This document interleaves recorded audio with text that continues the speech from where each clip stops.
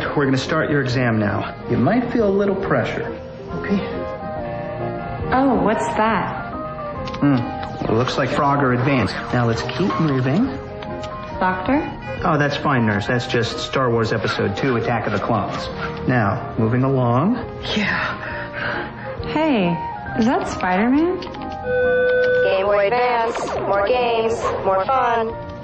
Rated E for everyone. Have you seen my shorts? Hey guys, welcome to Red Dot Gaming, and today we're going to be taking a quick look at my entire Game Boy Advance collection. I'll start by saying I don't have a very big collection of games, but the games I do own have been carefully chosen and curated by me, based on my tastes and preferences. A lot of the games you're going to see today are my original copies from back in the day, but some of them are more recent purchases, replacing lost copies of old games I used to own, and one or two of them are games I've yet to try. Let's get straight into it. You can't have a Nintendo system without Mario Kart, and the Game Boy Advance entry did not disappoint. Mario Kart Super Circuit was the first portable entry in the series, and in terms of gameplay it plays a lot like the Super Nintendo version. And although not particularly innovative in its gameplay, it was able to translate the game from home console to handheld smoothly, with very few limitations. It was also able to bring the beautiful sprites and motion scaling over to the Game Boy Advance nicely, with similar graphical techniques to those of the Super Nintendo version, with parallax scrolling and Mode 7 style scaling, only now the backgrounds are even more detailed. Whilst at the time it couldn't compete graphically with the N64 version,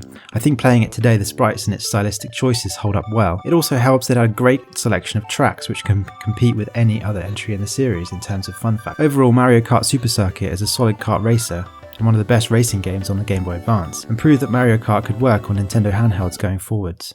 Another racing game which made its transition from the SNES to the Game Boy Advance in its first handheld edition is F-Zero Maximum Velocity. Similarly to Mario Kart, it uses a pseudo 3D effect using parallax scrolling and Mode 7. The racing mechanics are mostly simple to understand. You have a boost bar which fills up over time, a life bar which reduces as you take hits and hit the sides, and there's the possibility to be eliminated if you fall into 20th place, or if you fall outside a set rank limit during a lap. This is a game I didn't own back in the day, and going back to it now that I've played F-Zero GX and F-Zero 99, it doesn't hold up as well as I'd like. Still, it's a nice game to have in the collection. Sonic Advance was notable for being the first Sonic game on a Nintendo system, and other than that, there's not much else to distinguish this game from other Sonic games of this era. The presentation feels very similar to the original games on the Mega Drive, and there's not much unique in the gameplay either. Although it's considered a popular entry within the Sonic fanbase, I was never able to finish this game. There was something about it that bothered me that I wasn't able to pinpoint until I went back and I played it recently for this video.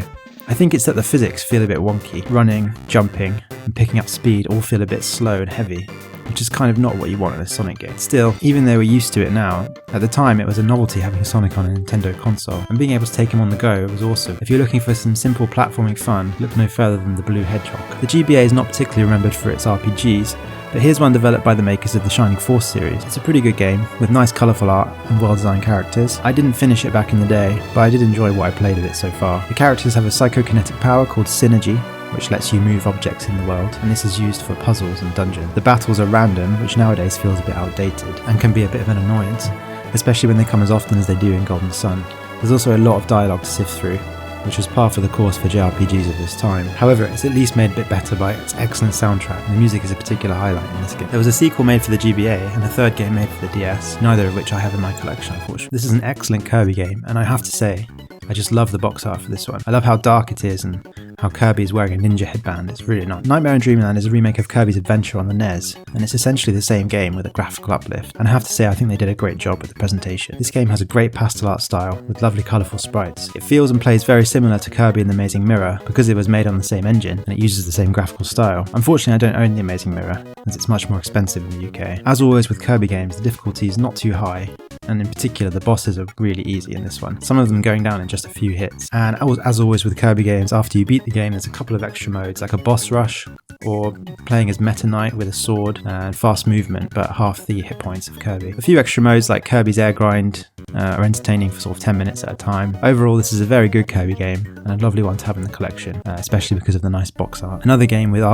arguably amazing box art. I love the colours on this one. Samus wearing her neon blue and yellow pink suit. This one plays and looks a lot like Super Metroid, only a bit more colourful and a bit less detailed. If you've played a Metroid game before, you know what to expect here. At the start of the game you lose all your powers and abilities and need to go and find them again, exploring and unlocking them to open previously cut off sections of the map. with plenty of backtracking. The story concept is quite good in this one. Samus has been infected with a parasitic organism known as X. She loses consciousness before the Galactic Federation cure her, using a vaccine developed from a baby Metroid. This lets her consume X nuclei for nourishment, which is one of the core gameplay features of Fusion. That all does sound a bit confusing, doesn't it? Samus discovers that the X can assume the physical appearance of her hosts, and they have infected the station with the help of a parasite mimicking Samus at full power. But maybe the most interesting thing about Fusion nowadays is that it serves as a prequel to Metroid Dread, a recent release and an excellent game released on the Nintendo Switch.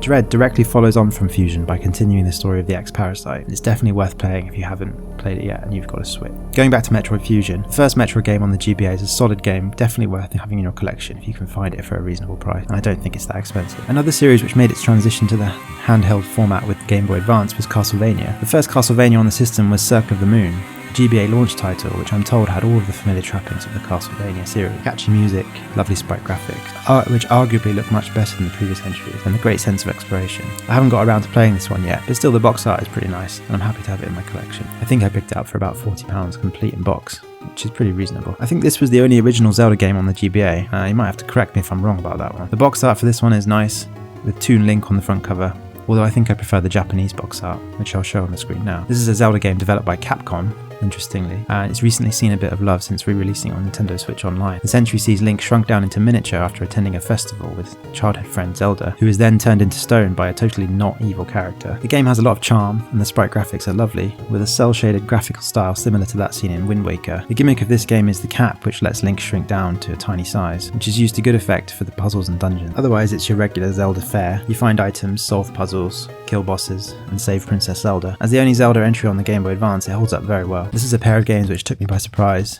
Advance Wars 1+2, I'm going to talk about them together here, are tactics games which were recently remade and re-released as a 2-in-1 on the Nintendo Switch after a long delay due to the Ukraine war. The original versions hold up well and are probably my preferred way to play actually. There's just something about the toy aesthetic for the remake that puts me off. The original sprite work is much more characterful, and it's easier to tell which units are which on the maps in these games. These games are quite difficult, but they are very snappy, with well-designed maps and characters and a catchy soundtrack. These are a must-own for your GBA collection, and I don't think that they're that expensive either. I think I got my copy for about £30. Fire Emblem as a series is very important to me. There's something very satisfying about lining up all of your attacks just in the right order, and positioning all of your troops in safe positions, taking your time with each turn on each map and working out the best way to approach it. It's like a game of 3D chess, and I like that there's no time pressure, no twitch gameplay, and that the only thing that stands between you and victory is your mind. The original Game Boy Advance Fire Emblem entry was the first in the series to debut in the West, and compared to other Fire Emblem games, it's pretty good. Like many of the games in the series, it has a relatively basic plot, which is easy to follow, and also like the other Fire Emblem games, it's the battles where it really shines. The map design in this one is some of the best in the series, with tons of fun side objectives and different routes to victory. The battle animations in this game are some of my favourite,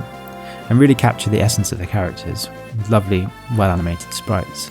The only word of warning is this game can be quite hard, especially for those new to the series. Final Fantasy Tactics Advance takes everything that was good about the original Final Fantasy Tactics and turns it up to 11. It's set in the same world as Final Fantasy XII, which did a great job with world building. The story follows a boy called Marsh who's transported to a fantasy world in a kind of Final Fantasy isekai adventure. The game has all the trappings you'd expect of a Final Fantasy game, with Moogles and Chocobos, and a wonderful cast of colourful characters. The tactical combat is compelling, and it's complemented by a deep job system, which is fully customizable. This game isn't that expensive to pick up, and it's a must-own for the GBA. The first Pokemon remakes to come out, Leaf Green and Fire Red. I remember being confused and intrigued back in the day when I saw that Nintendo were releasing a green version. We didn't have a green version in the West. Where did this come from? So naturally, it being unique meant I had to have this one. And the Leaf Green box is so nice and shiny, with a lovely picture of Venusaur on the front. It's a great game to have. This one even comes with a wireless adapter. In terms of gameplay, these games are very safe remakes of the originals, faithful almost to a fault. And you could say this is for a good reason, as the original Pokemon games are seminal and classics for a reason. And the first 151 Pokemon, or 150 as you can't really obtain Mew in these ones, are so iconic and well designed that they're probably still the best generation to date. I know some people will disagree with me in the comments. They're also desperately in need of a facelift. I mean, just look at the blue version of Pikachu. The remakes dealt in nostalgia and harken back to a simpler time, whilst updating some of the gameplay features to match those of later generation, like being able to choose a female character, added move types, breeding, trainer rebattling, and quite a lot more. Overall, Leaf Green and Fire Red, if you own it, are probably the definitive way to experience Generation 1 Pokemon. Kuru Rin. This is a puzzle game with a really challenging name to say, which was recently re-released on the Nintendo Switch Online. I don't know if it's just me being bad at the game, but I found this one quite difficult. You play as a rotating baton, and you have to maneuver yourself through these tight space long courses. You can hit the wall up to 3 times, but there are health restoring areas which kind of act as rest areas, as you can just sit and spin freely in these spots. Each level lasts only around a minute, but because of how hard the game is, you might find yourself trying to beat a level several times. As you go through the game, there are other mechanics which are introduced, like springs on the wall, which switch your direction of spin, and which you need to use to move into tight spaces. The game has a fast pace and isn't super long. Your time spent on it will obviously depend on your skill level. I haven't looked it up, but I can imagine there are some very satisfying speedruns of this game. This one took me about 3 to 4 hours to finish, and there you have it. Those are all of the Game Boy Advance games in my collection. I know, it's not a big collection, but I'm looking to expand it and I'm collecting them slowly. If there's anything you think I'm missing which I should add right now, let me know in the comments. Thanks for watching.